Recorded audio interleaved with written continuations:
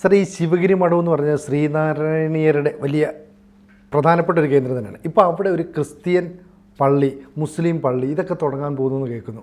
Sir ശ്രദ്ധിച്ചിരുന്നോ ആ വാർത്ത?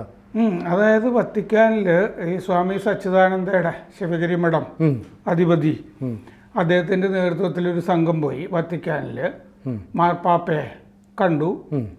പിന്നെ അവിടെ മറ്റേ ദൈവദശകം മറ്റേ പാടുകയൊക്കെ ചെയ്തു. അത് ഇറ്റാലിയൻ ഭാഷയിൽ പരിഭാഷ ചെയ്തിട്ട് ഒക്കെയാണ് വന്നത്. അപ്പോൾ പിന്നെ അതിനെ തുടർന്ന് ഈ സർവമത പ്രാർത്ഥനാ കേന്ദ്രം ശിവഗിരി ആരംഭിക്കുകയാണ് എന്നൊക്കെയാണ് പറഞ്ഞ് വന്നിരിക്കുന്നത്. ഇത് പത്രങ്ങളിൽ ഇങ്ങനെയൊക്കെ വന്നു. എൻ്റെ അഭിപ്രായം, ഇത് ശ്രീനാരായണ ഗുരു എന്തിനു വേണ്ടിയാണോ നിലകൊള്ളുന്നത് അതിനെ അട്ടിമറിക്കുന്ന പരിപാടിയാണെന്നാണ് എൻ്റെ അഭിപ്രായം. അതായത് നാരായണ ഗുരു ആരാണ്, എന്താണ് എന്നുള്ളതിനെ പറ്റിയൊക്കെ ഈ സ്വാമി സച്ചിദാനന്ദ ചില സമയത്ത് ഞാൻ ശ്രീനാരായണ ഗുരുവിനെ പറ്റി ചില ലേഖനങ്ങളൊക്കെ എഴുതിയപ്പോൾ എന്നെ വിളിച്ചിട്ടൊക്കെ ഉണ്ട്. അന്ന് ചാലക്കുടിക്കടുത്തൊരു ഗായത്രി ആശ്രമം അവിടെയായിരുന്നു അദ്ദേഹം. അപ്പോൾ അങ്ങനെ വിളിച്ച് സംസാരിക്കുകയൊക്കെ ചെയ്യുമായിരുന്നു. അദ്ദേഹം തന്നെ ലേഖനങ്ങൾ ഭാഷാഭൂഷണി ഉൾപ്പെടെയുള്ള ചില മാസികകളിലൊക്കെ ഗുരുവിനെ പറ്റിയൊക്കെ എഴുതാറുണ്ട്. അപ്പോൾ പലപ്പോഴും അദ്ദേഹത്തിൻ്റെ ലേഖനങ്ങൾ കാണുമ്പോഴും എനിക്ക് തോന്നാറുണ്ട് നാരായണ ഗുരുവിനെ വേറൊരു തരത്തിൽ കാണാൻ ശ്രമിച്ചുകൊണ്ടിരിക്കുകയല്ലേ അദ്ദേഹം. ഈ ശിവഗിരി മഠാധിപതി ആകുന്നതിന് മുമ്പ് തന്നെ ഒരു റീഇൻ്റർപ്രട്ടേഷൻ എന്നൊക്കെ പറഞ്ഞ അതിൻ്റെ ആവശ്യമൊന്നുമില്ല ശ്രീനാരായണ ഗുരുവിന് നമ്മൾ സർട്ടിഫിക്കറ്റ് കൊടുക്കേണ്ട കാര്യമൊന്നുമില്ലല്ലോ. പക്ഷെ പുനരാഖ്യാനം ചെയ്താലേ അത് ശ്രദ്ധിക്കപ്പെടുകയുള്ളൂ എന്ന് കരുതുന്നവരുണ്ടെങ്കിലും അങ്ങനെ ചില ആളുകളുണ്ട്. ഈ ശ്രദ്ധിക്കാൻ വേണ്ടിയിട്ട് ഈ പട്ടിഷോ എന്ന് പറയുന്ന അതിനാണല്ലോ ഇപ്പോഴത്തെ മോഡേൺ ഭാഷ. അങ്ങനെ ഒരു ആത്മീയ പട്ടിഷോ ആണ് ഈ സച്ചിദാനന്ദ സ്വാമി ചെയ്തുകൊണ്ടിരിക്കുന്നത്.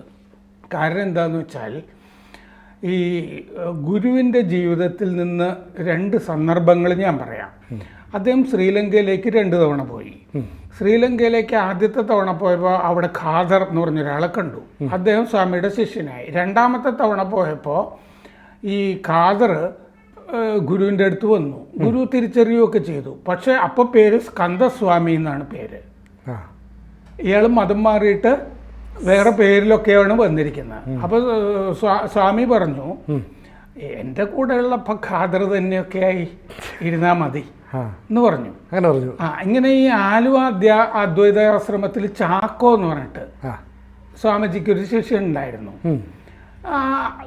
വേറൊരു തവണ സ്വാമിജി കണ്ടപ്പോൾ സ്വാമി നാരായണദാസ് എന്നുള്ള പേരിലാണ് ഇയാൾ നിൽക്കുന്നത്, ചാക്കോ.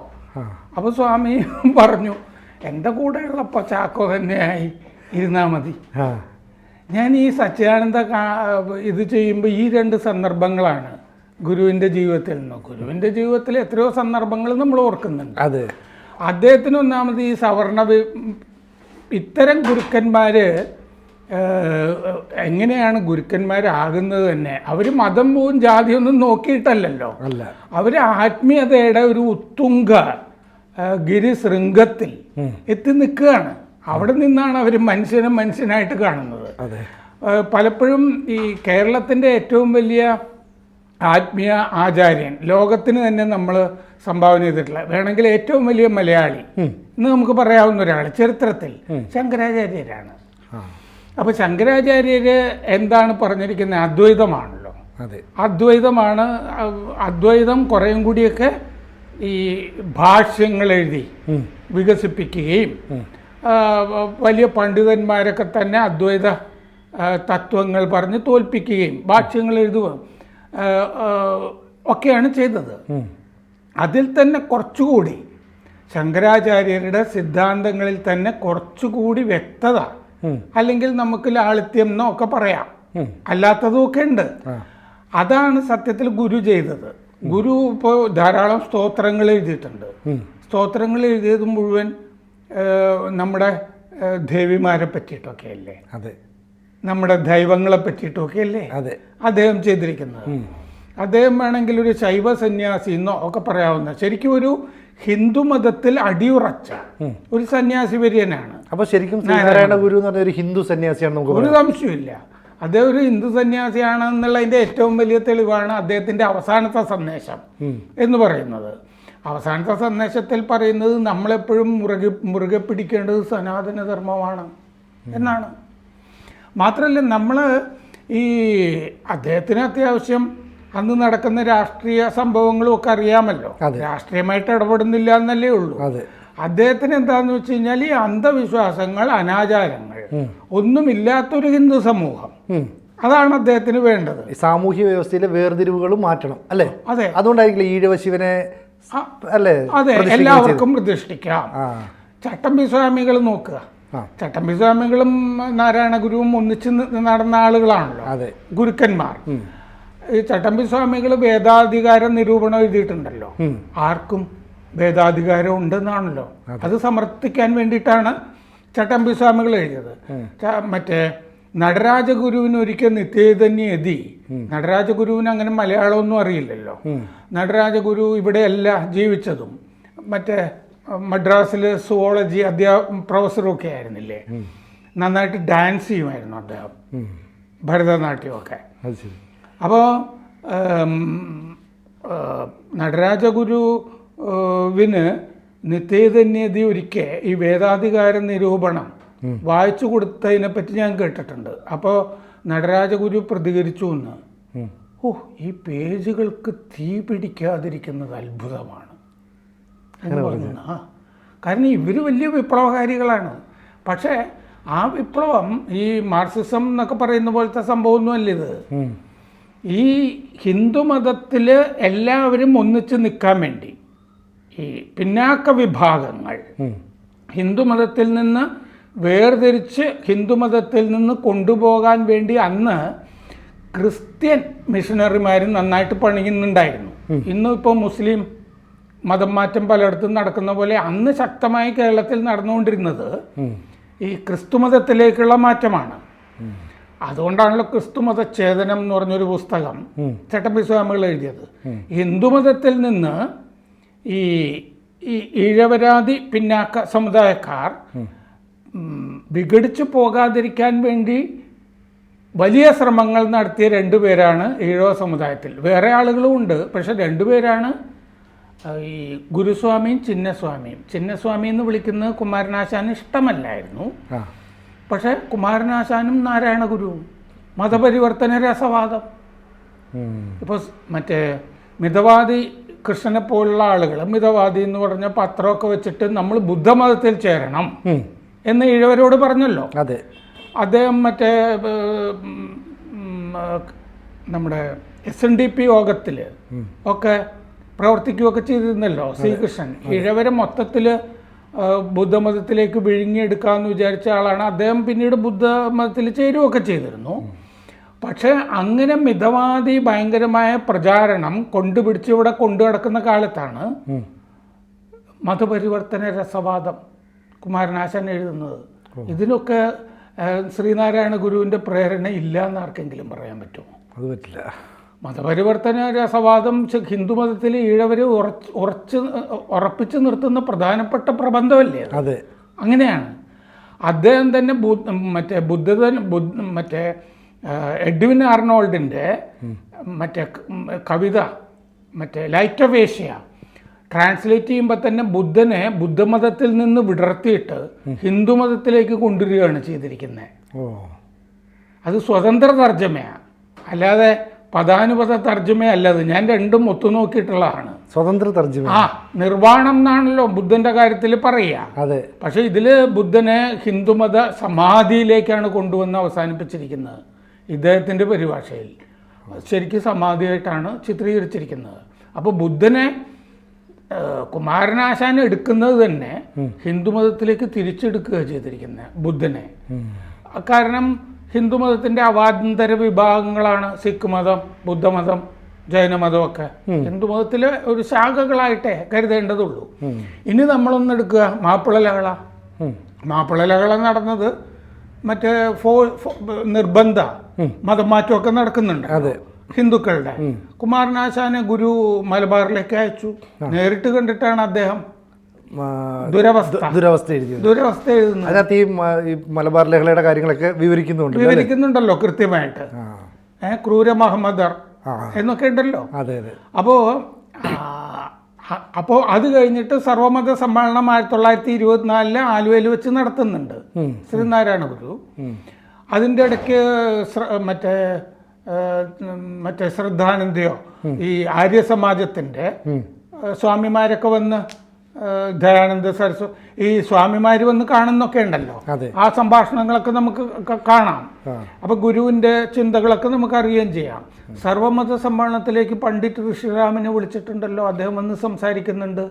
ആര്യ സമാജത്തിന്റെ ആര്യ സമാജവുമായിട്ട് ഈ മാപ്പിള ലഹള കഴിഞ്ഞപ്പോൾ രണ്ടുപേരും ശ്രീനാരായണ ഗുരുവും കുമാരനാശാനും രണ്ടുപേരും വളരെ ശക്തമായി അതിൻ്റെ സിദ്ധാന്തങ്ങൾ അറിയുകയും അതിൻ്റെ കൂടെ എന്താന്ന് വെച്ച് കഴിഞ്ഞാൽ ഹിന്ദുമതത്തിലെ പരിഷ്കാരത്തിന് വേണ്ടിയാണ് ആര്യ സമാജം നിലകൊണ്ടത്. അതെ, ഇപ്പോഴും അതെ. ഹിന്ദു സമാജത്തിലെ വലിയ പരിഷ്കരണ പ്രസ്ഥാനമാണ്. അതുവരെ ഹിന്ദുമതത്തിൽ നിന്ന് ഒരാൾ ക്രിസ്ത്യാനി ആയാലോ മുസ്ലിം ആയാലോ തിരിച്ചു കൊണ്ടുവരാനുള്ള സംവിധാനം ഉണ്ടായിരുന്നില്ലല്ലോ. ആര്യ സമാജം വന്നപ്പോൾ തിരിച്ചു കൊണ്ടുവരാനുള്ള സംവിധാനം ഉണ്ടായി. അതാണ്. അപ്പോൾ സർവമത സമ്മേളനത്തിൽ ആര്യ സമാജത്തിൻ്റെ ആളെ ശ്രീനാരായണ ഗുരു വിളിച്ചത് എന്തിൻ്റെ അടിസ്ഥാനത്തിലാണ്? ഈ ഹിന്ദു മതത്തിലൊരു പരിഷ്കരണം വേണം. അതാണല്ലോ ദുരവസ്ഥയിലും കാണുന്നത്. ദുരവസ്ഥയിലും ഹിന്ദു മതത്തിനെ തള്ളിക്കളയല്ലോ. ഇതിലെ ഈ എന്താണ് ജാതി നീചത്വം ഇല്ലേ, ഉച്ച നീചത്വം, അതൊഴിവാക്കുക എന്നുള്ളത് മാത്രമേ ഉള്ളൂ. അത് കഴിഞ്ഞിട്ട് ഹിന്ദുമതം ഒന്നിച്ചു പോകാതിരിക്കാനുള്ള കാരണങ്ങളിലൊന്ന് ഈ ജാതി വിവേചനമാണെന്നുള്ളത് ഗാന്ധിയും കണ്ടിട്ടുള്ളതാണല്ലോ. അതുകൊണ്ടാണല്ലോ അദ്ദേഹം ഹരിജനോദ്ധാരണം. ഗാന്ധി അതിൽ വേണ്ടത്ര പ്രാമുഖ്യം കൊടുക്കുന്നില്ല എന്നുള്ളത് കണ്ടിട്ടാണല്ലോ മറ്റേ ശ്രദ്ധാനന്ദ കോൺഗ്രസിൽ നിന്ന് രാജിവെച്ച് പോകുന്നത്. ഈ ഐത്തോച്ചാടനത്തിൽ ഗാന്ധി വേണ്ടത്ര ശ്രദ്ധിക്കുന്നില്ല എന്നൊക്കെ പറഞ്ഞിട്ടാണ്. അപ്പോൾ ഈ മതങ്ങളെയൊക്കെ ഒന്നിച്ച് കാണാനൊക്കെ ശ്രീനാരായണ ഗുരുവിൻ്റെ ഇതുവരെയുള്ള സിദ്ധാന്തമൊക്കെ മതി. അതിന് വേറെ പ്രാർത്ഥനാലയങ്ങൾ ഈ മുസ്ലിങ്ങൾക്ക് വന്ന് പ്രാർത്ഥിക്കാനും ക്രിസ്ത്യാനികൾക്ക് വന്ന് പ്രാർത്ഥിക്കാനുമുള്ള ആരാധനാലയങ്ങളോ അങ്ങനത്തെ സർവ്വമത കേന്ദ്രത്തിൻ്റെ ഒന്നും ആവശ്യം ശിവഗിരിയിലൊന്നും വേണ്ട. സാർ, അവിടെ ഈ പ്രാർത്ഥിക്കുമ്പോൾ ഇപ്പോൾ ഇസ്ലാം മതത്തിലുള്ളവർ എൻ്റെ ദൈവമാണ് വലുത്, അല്ലെ എൻ്റെ ദൈവം ഏകദൈവമാണ്, മറ്റ് ദൈവങ്ങളെ വിശ്വസിക്കരുതെന്നാണല്ലോ അവരുടെ പ്രാർത്ഥനയുടെ ഒരു കാഫിറുകൾ എന്ന് പറയുന്നില്ലേ. അപ്പോൾ പിന്നെ എങ്ങനെയാണ് ഇങ്ങനെ ഒരു സ്ഥലത്ത് ഈ പറയുന്ന പള്ളി മോസ്ക് എന്നൊക്കെ പറയുന്ന ഒരു സ്ഥലം? ഇസ്ലാം എവിടെയാന്ന് വെച്ചാൽ വൺസ് വഖഫ് ഈസ് ഓൾവേസ് വഖഫ് എന്നാണല്ലോ. അതെ, അവര് എന്തെങ്കിലും എവിടെയെങ്കിലും വന്നു കഴിഞ്ഞാൽ ആ സ്ഥലം വഖഫാവുന്നല്ലേ, അതിന്റെ ഗുണം മാത്രമല്ലേ ഉള്ളൂ. അതെ, ശിവഗിരി മഠം വേറൊരു വഖഫാവുന്നല്ലാതെ അതുകൊണ്ട് പ്രയോജനമൊന്നുമില്ലല്ലോ. ഇല്ല. ഇതെന്താണ് ഇങ്ങനെ കാട്ടിക്കൂട്ടുന്നതെന്ന് നമുക്ക് മനസ്സിലാകുന്നില്ല. അപ്പോൾ അദ്വൈതം ആണ് ശ്രീനാരായണ ഗുരുദേവൻ മുന്നോട്ട് വച്ചിരിക്കുന്നത്. അദ്വൈതം അത് ഹിന്ദുമതത്തിനെ ഒന്നിച്ചു നിർത്തിയ ശങ്കരാചാര്യർ ഹിന്ദുമതത്തിനെ ഒന്നിച്ചു നിർത്താൻ എടുത്ത് പ്രയോഗിച്ച ആയുധമാണ് അദ്വൈതം. ഒന്നാണ് അല്ലേ? അത് കുറച്ചുകൂടി ലാളിത്യത്തോടുകൂടി ശ്രീനാരായണ ഗുരു പറയുമ്പോൾ ഒരു ജാതി ഒരു മതം ഒരു ദൈവം മനുഷ്യന് എന്ന് പറയുമ്പോൾ ഏതെങ്കിലും ഒരു ജാതി മതി എന്നല്ല ഉദ്ദേശിച്ചത്. ഏകജാതി ഏകദൈവം എന്നാണ്. അതിൽ ഒരു എന്നുള്ളത് നമ്മളറിയുന്ന അർത്ഥത്തിലല്ല എടുക്കേണ്ടത്. അത് ഫിലോസഫിയിൽ ഏകം എന്നുള്ള അർത്ഥത്തിലാണ്. അങ്ങനെ ആ അർത്ഥത്തിലാണ് ഇത് പ്രയോഗിച്ചിരിക്കുന്നത്. ഏകമേവാദ്വൈതം എന്നാണല്ലോ പറയുന്നത്. തത്വമസി എന്ന് പറയുന്ന 4 മഹാവാക്യങ്ങളില്ലേ, പ്രജ്ഞാനം ബ്രഹ്മ. അപ്പൊ ഈ ഗുരുവിന്റെ വാക്കുകളെ അല്ലെ ഗുരുവിന്റെ ചിന്താഗതികളെയൊക്കെ അട്ടിമറിക്കുന്ന രീതിയിലല്ലേ ഈ നീക്കം? അട്ടിമറി പരിപാടിയാണ് ഇപ്പം നടന്നുകൊണ്ടിരിക്കുന്നത്. ആളുകൾ വരാറുണ്ട്, ഗുരുദേവൻ എല്ലാവരെയും കാണാറുണ്ട്, സംസാരിക്കാറും ഒക്കെ ഉണ്ട്. ഇസ്ലാം എന്താണെന്നും ഒക്കെ അദ്ദേഹം വൈക്കത്ത് വന്ന് പരതിയതായിട്ടൊക്കെ അദ്ദേഹത്തിന്റെ ജീവചരിത്രത്തിലും ഒക്കെ ഉണ്ട്. അദ്ദേഹം അതൊക്കെ എന്താണെന്നൊക്കെ മനസ്സിലാക്കിയിട്ടും ഒക്കെ ഉണ്ട്. പക്ഷെ അത് എന്താണെന്ന് അതിൻ്റെ ഉള്ളിൽ കിടന്നും ഒക്കെ മനസ്സിലാക്കിയിട്ടുണ്ട്. അതുകൊണ്ടാണ് ഹിന്ദുമതത്തിനെ അദ്ദേഹം അദ്വൈതം എന്ന് പറഞ്ഞ ഈ തത്വത്തിൽ കൊണ്ടുപോയി തന്നെ ഉറപ്പിച്ചു നിർത്തിയത്. അതാണ് കുമാരനാശൻ. അവർ രണ്ടുപേരും ചെയ്തതിൻ്റെ അപ്പുറത്തേക്കൊന്നും സ്വാമി സച്ചിദാനന്ദയ്ക്ക് ഇനി ഒന്നും ചെയ്യാൻ സ്കോപ്പില്ല. അതിനുള്ള കോപ്പും അദ്ദേഹത്തിൻ്റെ കയ്യിലുണ്ടെന്ന് ഞാൻ കരുതുന്നില്ല. അതുകൊണ്ട് ഈ ചെയ്തത് ശ്രീനാരായണ ഗുരുവിനോടുള്ള എന്താ പറയുക, അവഹേളനം, ഒരു അവഹേളനോ അദ്ദേഹത്തിൻ്റെ സിദ്ധാന്തങ്ങളെ അട്ടിമറിക്കലോ ഒക്കെയാണ്. അത് തിരിച്ചറിയാൻ കഴിയുന്നില്ലേ അദ്ദേഹത്തിന് തന്നെ? അദ്ദേഹത്തിന് വേറെ അജണ്ടകളുണ്ടാവും. അതാണ്, ഓരോരുത്തർക്കും ഓരോ തരം അജണ്ടയാണല്ലോ. ഇപ്പോൾ വത്തിക്കാനിലേക്ക് നാരായണ ഗുരുവിനെ കൊണ്ടുപോവുകയാണോ വേണ്ടത്, നാരായണ ഗുരുവിലേക്ക് വത്തിക്കാൻ വരികയാണോ വേണ്ടത്? അതാണല്ലോ ഇത് ഉയർത്തുന്ന ചോദ്യം. കൂടുതൽ വാർത്തകളും വിശേഷങ്ങളും നിങ്ങളിലേക്ക് എത്താൻ ABC മലയാളം സബ്സ്ക്രൈബ് ചെയ്യുക, ബെൽബട്ടനും അമർത്തുക.